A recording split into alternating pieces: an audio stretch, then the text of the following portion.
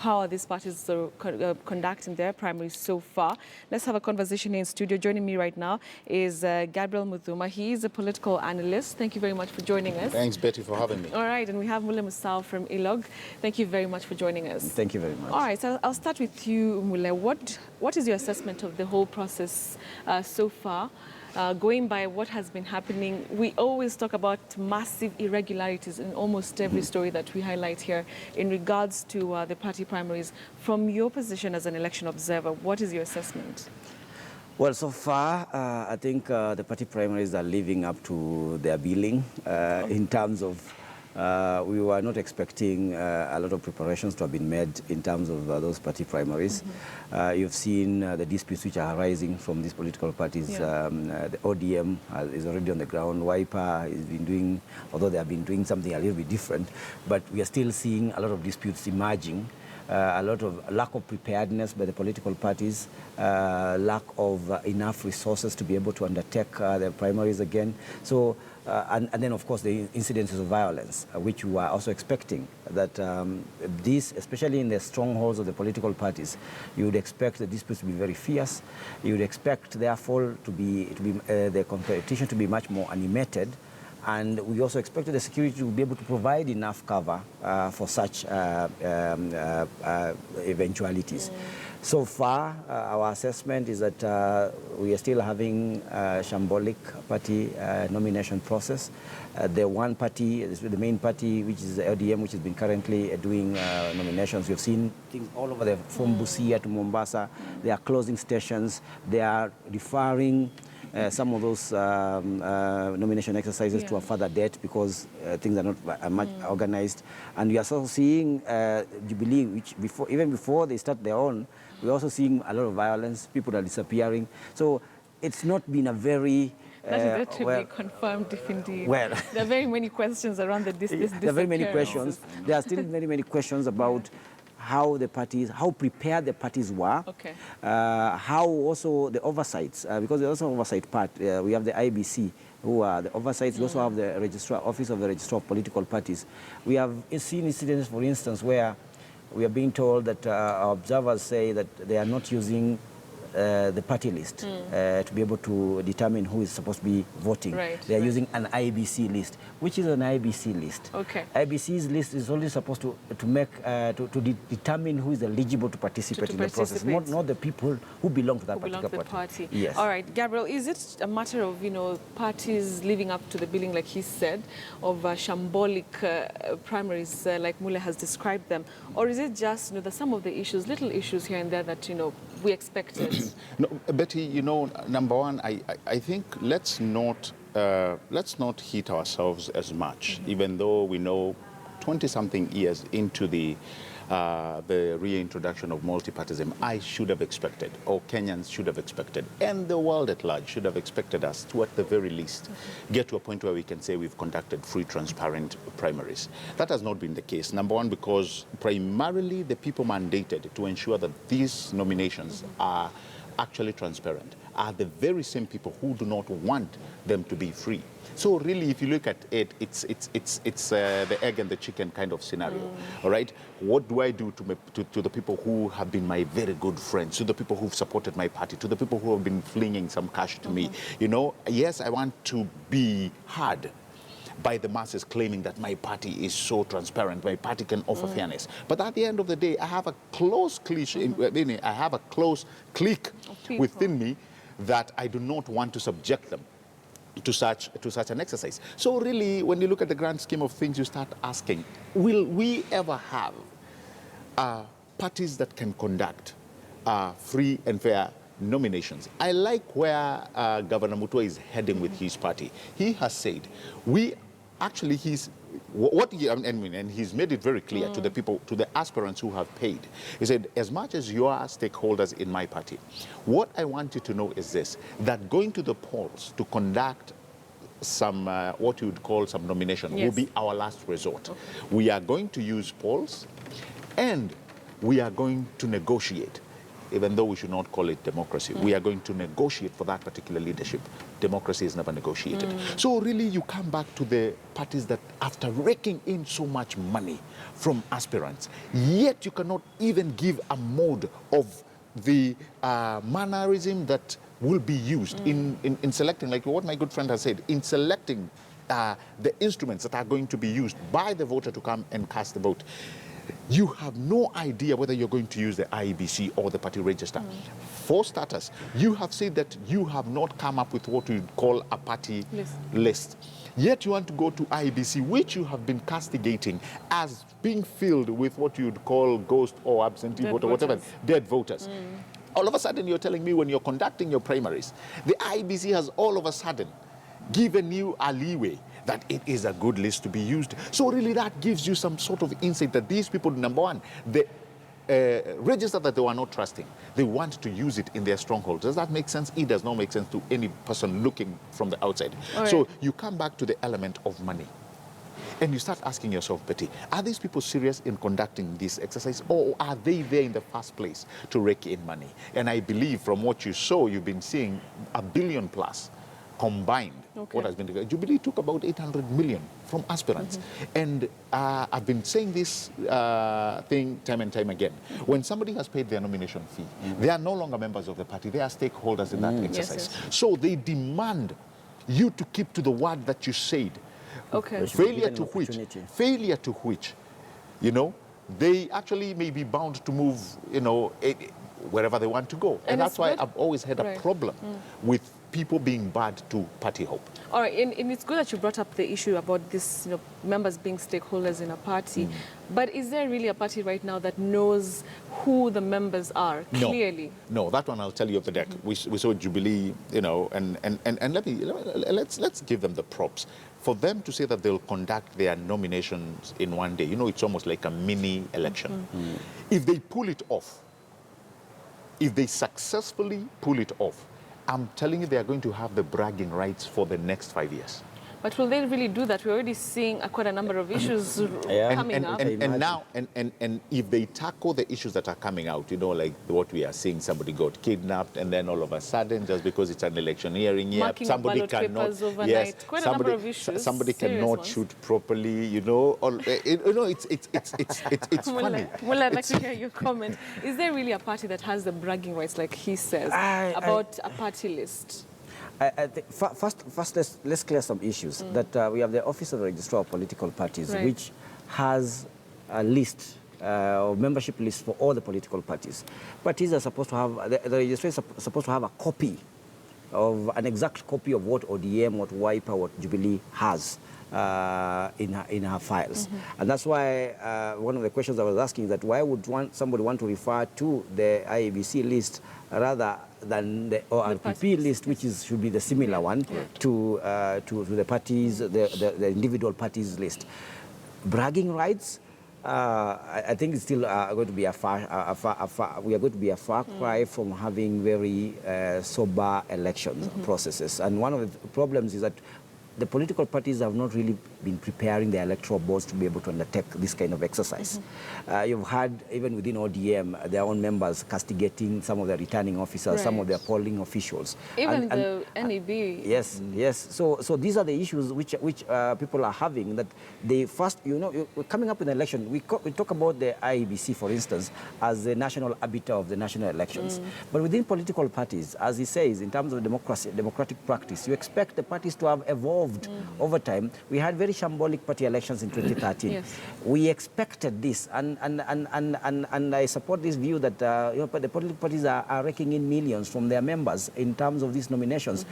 Democracy demands that when you pay that amount of money, you need to be allowed the opportunity to be able to participate in the process. So giving issues about giving direct nominations, issues about, you know, identifying or negotiated democracy. And I think Wiper has also been doing the same. I mean, trying to negotiate in a number of places so they don't have to go to the poll. That fear can be laid to rest if they prepared themselves better. I thought Jubilee was actually going the right way when they had the smart card. But then again, it has come unstuck because of allegations that some people are buying it. Maybe some of the details which are the financially heavyweight. Exactly. So if you were to make an overall assessment of whether somebody can actually be able to get bragging rights in this particular environment, I think there's nobody out there. Okay. It's a good thing that Jubilee is trying to have it within 1 day, but the reason why they're also trying to put it on 21st, my thinking is that they also want to leave room for any fallouts which may happen within the next 5 days before the closure of the process. But then the question is, like you mentioned, it's not like a surprise that the party primaries are here. It's something they knew, the parties knew was going to happen sooner or later. So is it really a matter of planning, or going back to the funds that they have? Political parties, and especially the big ones, have been saying that we do not have money. So would you really blame them for that? No. That you cannot say you don't have money. But this is what I equate in this whole police fiasco. I equate it to your money and your accounts in the bank. You should know how much money you really have in your bank. Your party should know the supporters that they have. They should have a database. Come on. We are not talking about writing in pens and papers anymore. We are talking about having your members, in a database. You can pull, you have their numbers for those who have phones. You know how you can reach there. And that's why you talk about grassroots support and grassroots structure. If you tell a party like ODM to pull for you their supporters all the way to Nyamira, they can come up with it if it's not an election being conducted. How do they arrive to the fact that we have 7 million and something voters? They know that number by heart. Yet they cannot tell you that these and these and these and these are the people who will show up in this constituency. I don't believe in that, not a bit. What really needs to happen is this. Get the register the way you've done it in the past, because parties are given a register. All parties are given a register that comes from IEBC. Get that, all right? Bring it down, sieve it down to the ward level. You have done that before. Jubilee and ODM, these big parties, don't be cheated.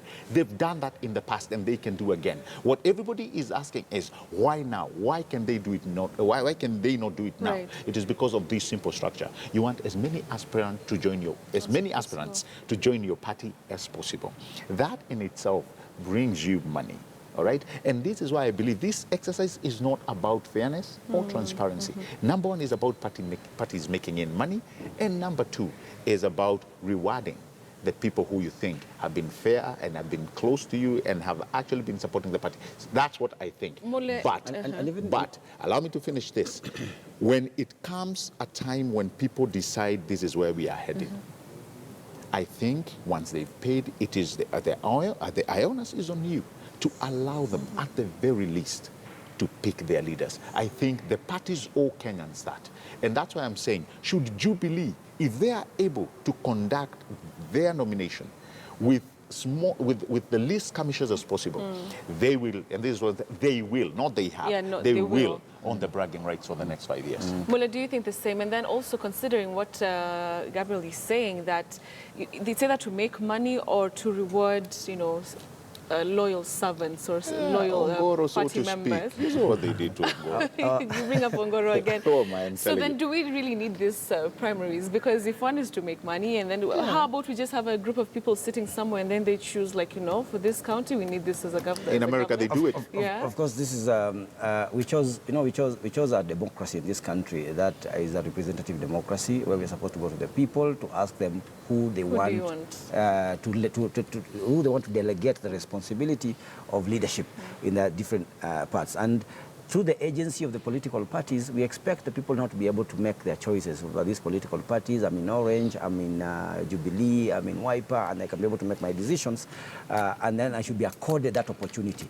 One of the issues about resources, and something that Gabriel alluded to, the issue of money and the money which is coming through. You see, the criteria of establishing even the amounts of money that each candidate is supposed to pay, the MCA, the governor, and all those people, is supposed to be such that allows you to undertake all the logistical preparations and to pay for qualified staff or train your staff to be able to undertake this exercise. When these things are not happening, when we are not seeing parties preparing themselves in terms of training their officers to be able to undertake the exercise, having returning officers who are well, articulate in terms of running and conducting those particular affairs, people cannot be bribed because guys are talking everybody. And these are political parties. One of the problems that with political parties is that you expect to have a non-partisan National Election Board or electoral boards in a partisan environment. That's a contradiction by itself.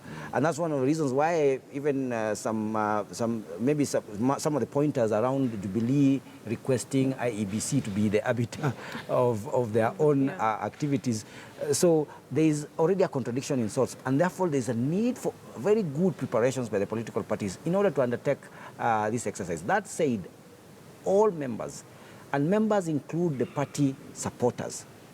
It's not just the people who are, or the aspirants who are losing out when these things are not being done right, but the voters themselves. They are members of these political parties who also pay some small subscriptions, who are loyal to this particular party, who want to see changes based on the manifesto, the policies espoused by that particular political party. They want to see a nomination process, and you've seen them on telly. You know, people lining up from early morning. From the reports you're getting from observers, I think less than 40% of these stations are opening on time. I mean, you're having people who are working on a daily basis, going to those stations, staying up at up till noon before the stations open. They've left their cows, their kids, in the villages. Hanging. So this is not right. They ought to be given the opportunity to participate in a fair way in these processes, and therefore to be able to allow democracy to flourish within themselves before we even can talk about 2017. And that's why it is important for us to conduct this right. Because how we conduct this also reflects on how we'll conduct ourselves when it comes to the August 8th elections. All right, Gabriel, one of the things that is in question, is it really a problem with the parties, or is it the enforcement of the Political Parties Act? You have all sorts of problems. I'm elected on ODM. I support Jubilee. Nothing happens. I defect.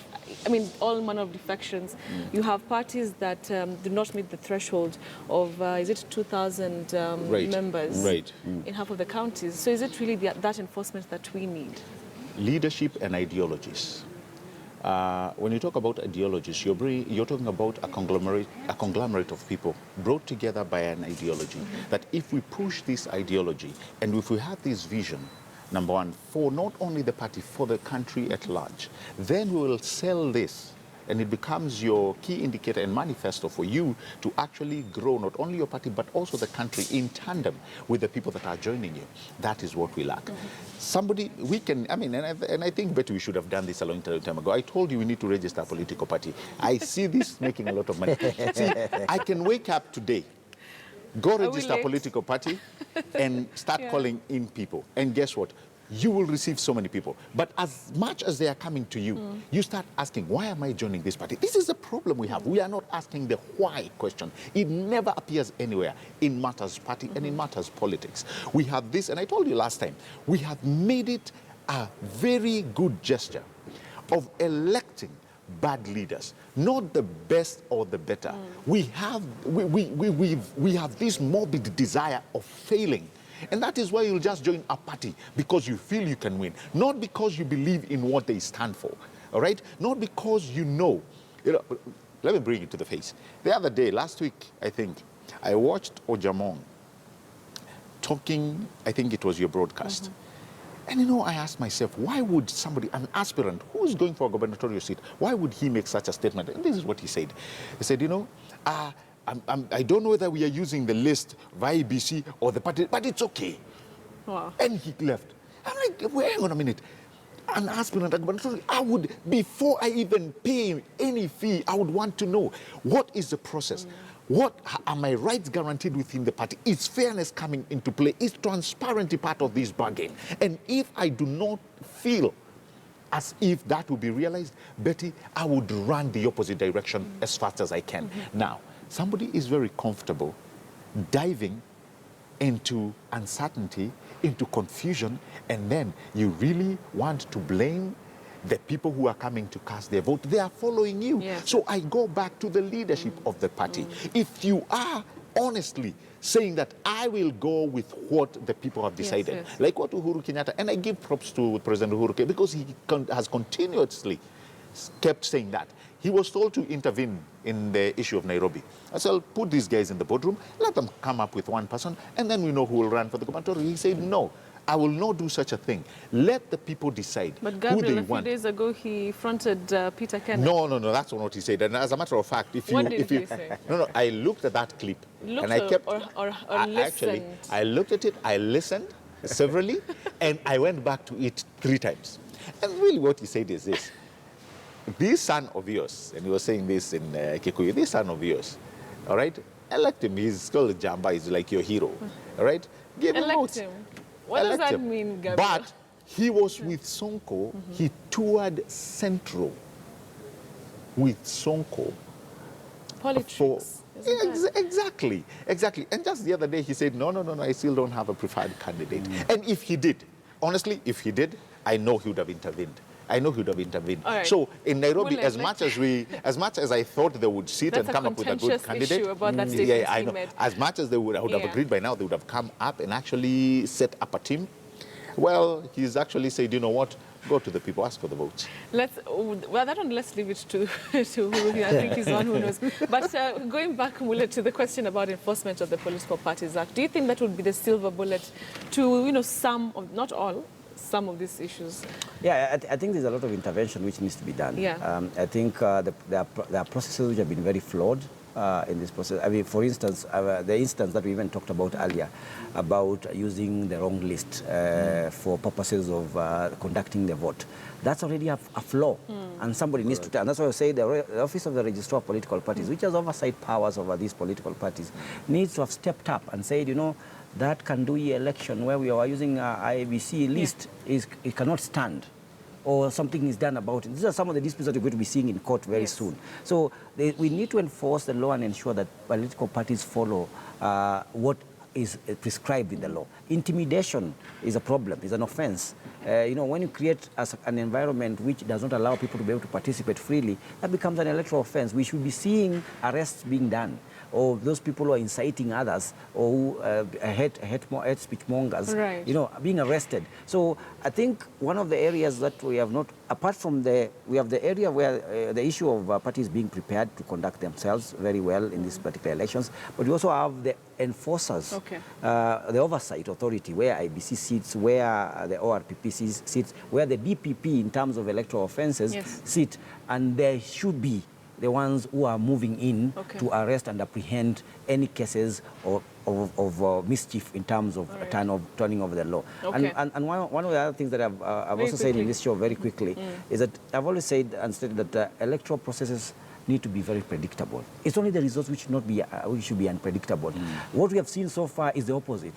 We seem to know who are the winners in this thing, but we don't seem to know what is going to happen when a polling station will open and what the process we shall follow. That unpredictability is not very good for elections. We'll continue the conversation shortly after this short break. Remember, we're talking about the party primaries. Just what is the assessment of Ilog, which is an election observer, and of course Gabriel Mudhuma, who is a political analyst. All right, so we'll continue with the conversation after this short break. Remember, we also want to hear what you're thinking, what you have to say about this conversation. #NewsCenter.